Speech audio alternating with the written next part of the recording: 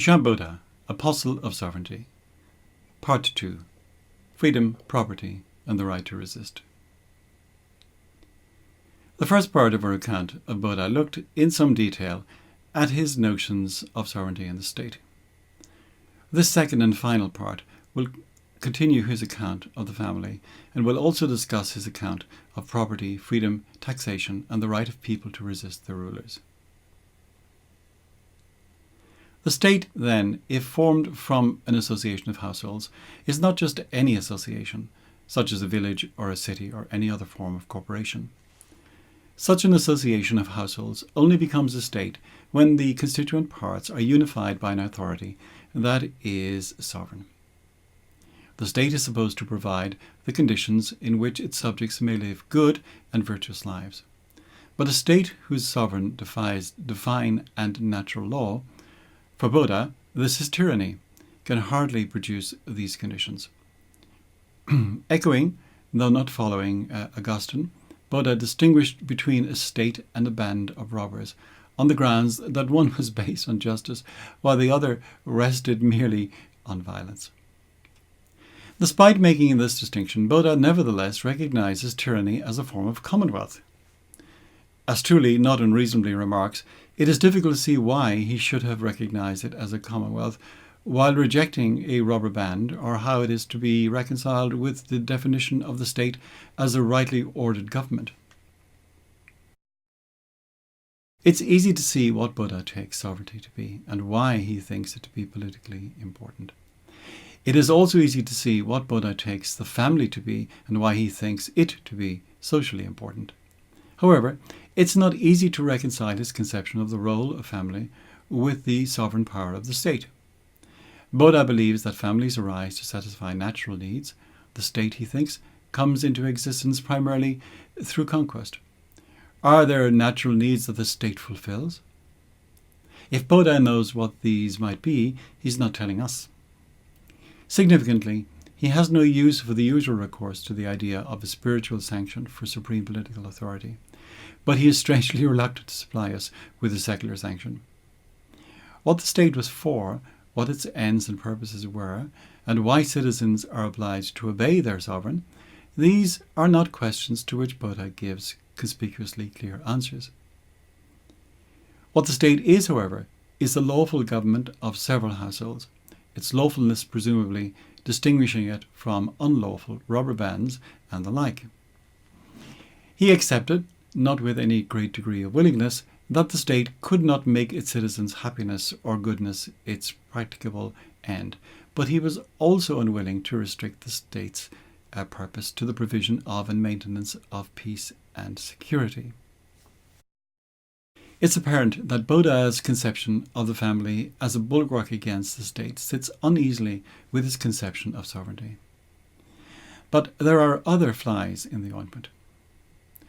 The princeps, the prince, is circumscribed by divine and natural law, even if such law is practically unenforceable. More practically problematic was a possible conflict between Buddha's conception of the sovereign and the actual constitutional law of the realm. Buddha thought, in fact, that there were certain things that even the king could not do, and these were given by law. However, if the law in total is of the king's making, then there can be no such laws. Buddha attempted to get around this problem by conceiving of the existence of certain laws that were in fact constitutive of the very notion of sovereignty itself, so that their violation would be, as it were, self-destructive. These he called leges imperii. Dunning remarks, in not explaining fully the conception involved in the term leges imperii, Buddha is again guilty of a serious lapse. His anxiety to have something in a state more fixed and permanent than the human will led him to limit the power legibus soluta by leges as well as by jus. But who is the lawmaker in the case of these leges imperii? The maker of the leges imperii cannot be either God or nature, for that would make these laws to be either divine or natural, which is not how Buddha thinks of them. Do these laws emanate from the people as perhaps the ultimate source of perpetual sovereignty? Well, possibly. But Buddha has a marked aversion to any idea of popular authority. Clearly, what Buddha is reaching for in his conception of leges imperii is some kind of constitutional law which would provide the framework within which ordinary lawmaking would take place. But his analytical categories provide no secure basis for such. To compound Buddha's woes, there is the ever-present problem of the family and its property. This nexus that stands opposed to the state in one respect, while being a constituent part of it in others. The sovereign-subject relationship is not one of property owner to property. A sovereign does not own his subjects' property, and if he wishes to make use of it, he needs his subjects' consent.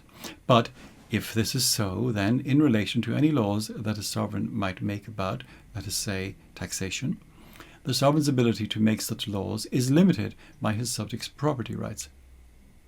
But that's a significant limitation on the sovereign's lawmaking powers. So it would seem that all the king's horses and all the king's men cannot yoke the illimitable legislative power of the sovereign together with the apparently indefeasible character of the family property nexus. If one had to judge which of these two notions was more of an immediate given to Buddha, one would, perhaps surprisingly, have to choose family and property. Buddha's thought on sovereignty as legislative power and the idea of law as the command of the lawgiver would re-emerge in the work of Thomas Hobbes. Buddha's other idea, that of a natural law circumscribing and limiting even the sovereign, not to mention the limitations imposed by the priority of the family property nexus, was to re-echo in the work of Locke and Grotius. Perhaps Buddha's most significant analytical contribution after his account of sovereignty is his sharp distinction between state and government. Instead of Aristotle's 6 types of polis, monarchy, tyranny, aristocracy, oligarchy, moderate democracy, and democracy, Buddha holds that there are only 3 possible forms of the state.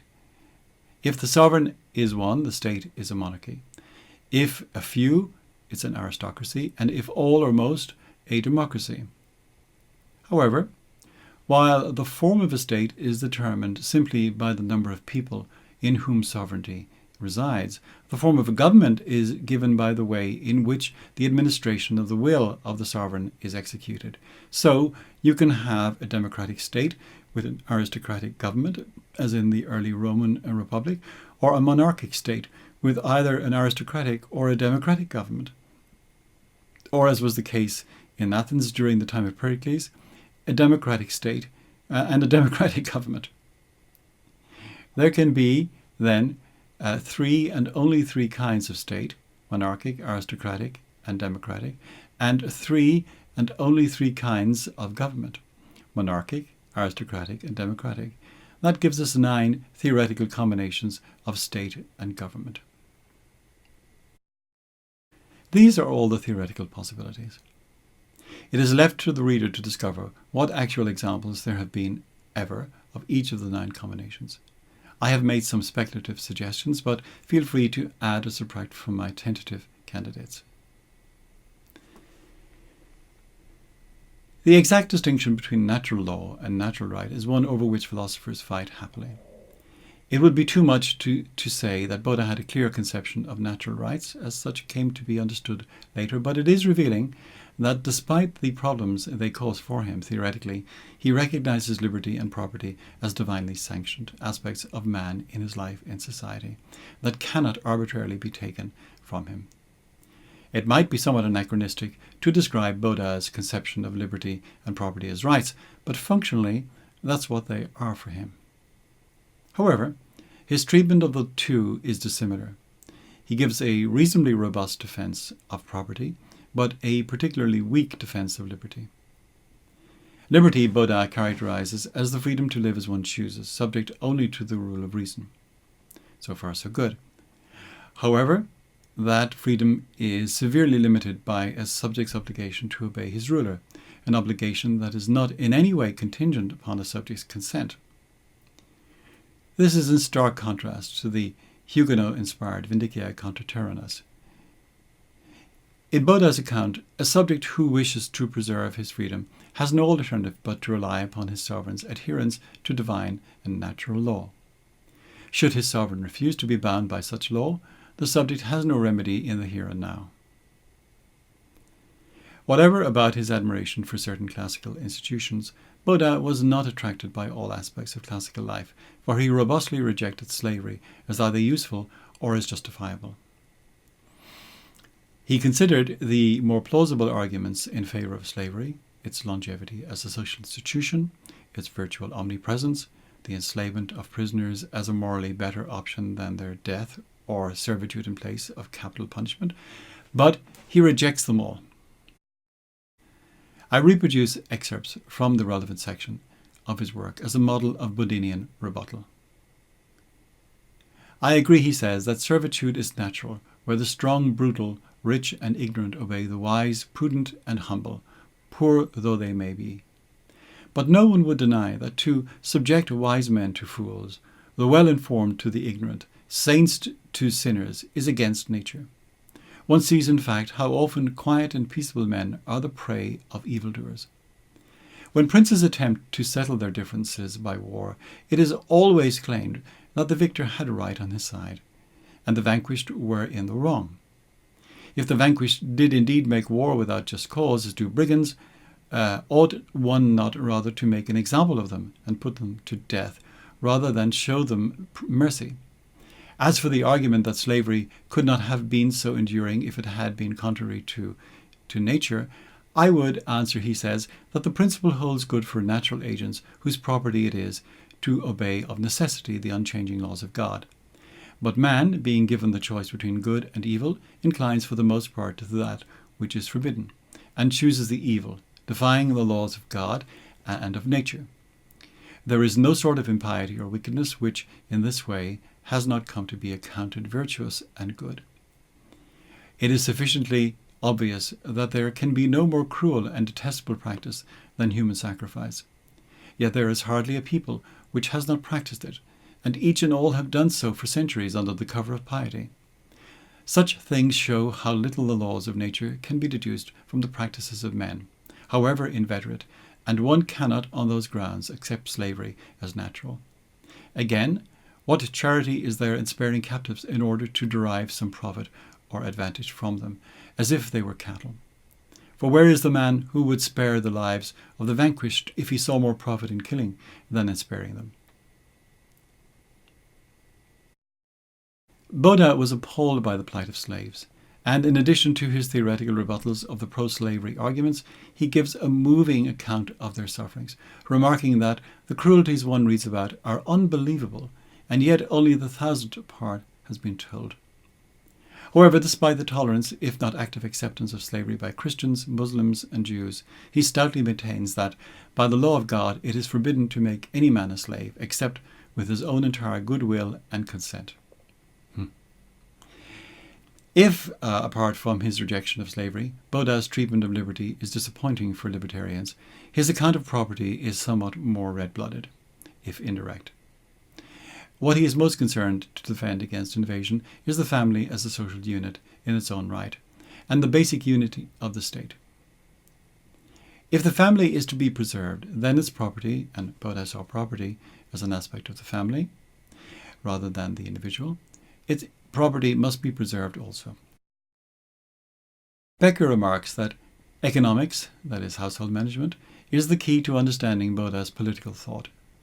The family stood at the centre of his vision of politics, while his thought of the family is central to both his universal claims pertaining to his notion of the political and his more particular interest in sovereignty and the origins of absolutism.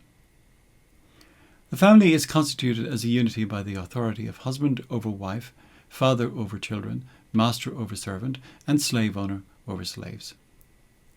Despite recognizing the importance of property in the family, Baudin was more interested in the political aspects of the family than in its economic aspects.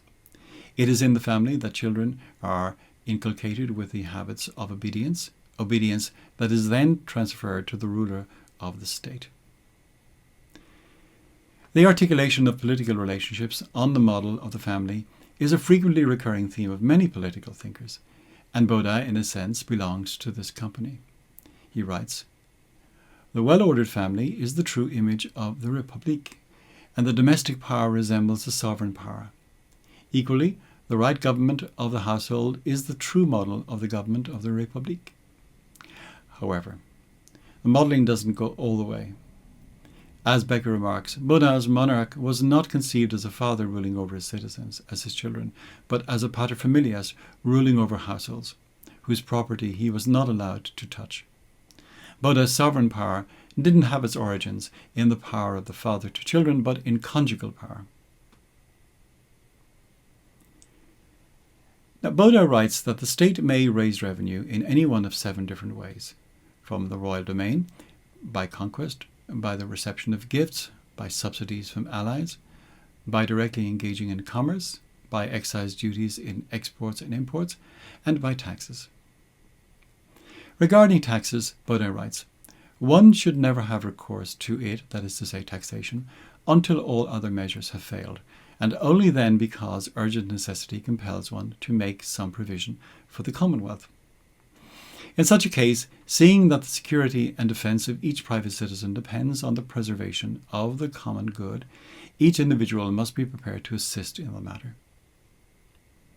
Such extraordinary means of raising revenue for the defence of the realm in time of war must not be continued in peacetime." Boda continued to hold to the medieval idea that a king should live of his own, that is, that the king should pay for his administration from his own resources, and that taxation should be an extraordinary source of revenue. Libertarian hopes will be raised when it is seen that Boda denies that a ruler can tax as he wills, but requires the consent of those who are to be taxed. Once again, however, this limitation is less watertight than it might first appear. Such consent as is required here is not the explicit consent of the individual subject, but the corporate consent of the estates. While Boda asserted the rights of property and demanded that taxation occur only with consent, his notion of consent was perilously close to being an empty formality. Public revenues, once obtained, are to be used for the upkeep of the king's household and the payment of the army. Any remaining funds are to be used for the general benefit in the construction of fortifications, the building of roads and bridges and public buildings, and the foundations of colleges. Boda's subjects have no right of resistance against their rulers. The ruler, like the father in the family, is not chosen, elected, or appointed, and his authority is not dependent on choice, election, appointment, or consent. All right to command is therefore essentially independent of the consent of the commanded, writes Tooley. The artificial society of the Commonwealth should be modelled on the natural society of the family, and no father is appointed by his children to rule over them. What was Boda's approach to tyrannicide? May a tyrant be killed? Well, Boda's answer depends on distinguishing between a tyrant and a despot. A prince who, as the result of a just war, takes the persons of his enemies as slaves and their goods as his possessions, acts legitimately and is a despot, but not a tyrant. However, a prince who so acted by means of an unjust war, or who in some other way seizes the property or persons of a free people, is a tyrant. Tyrannicide may be justified if the tyrant is a usurper, but absolute sovereigns may not be legally or physically resisted. We saw in earlier chapters that medieval kings were thought to derive their kingship, at least in part, from a kind of contract with their subjects, this being manifested through election or approval. Boda rejects this idea completely, and in so doing moves most definitely from the medieval to the modern period. Boda's king makes the law, and he does so by his command. Subjects do not make their king, and they cannot unmake him. They do not make his laws, and they cannot unmake them. Subjects are bound by divine and natural law to obey their rulers, even if those rulers are cruel. Buddha's work was to influence Hobbes, who cites him in his The Elements of Law.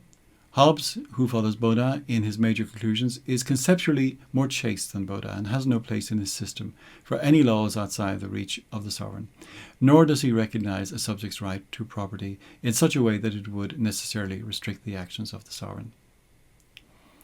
Buddha also influenced Filmer, Locke and Harrington, and in respect of his environmental determinism, Montesquieu.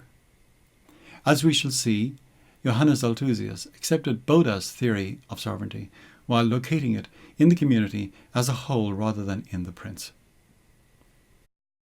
Summary.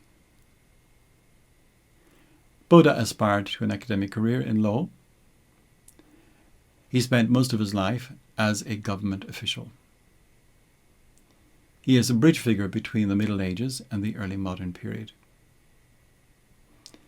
He was influenced by Aristotle and Machiavelli. He is best known for his theory of sovereignty, the absolute and perpetual power of the Commonwealth. He distinguished between state and government. He attempts to circumscribe the sovereign by leges imperii, a kind of proto-constitution. He accepts tyrannicide in principle, but absolute monarchs may not legally be resisted. Obedience is required even if rulers are cruel. The freedom of individuals is limited by their obligation to obey their rulers. He defends property in the context of the family. There is a tension between his idea of the function of the family and the authority of the sovereign. He accepts in principle a very restricted use of taxation. He rejects slavery.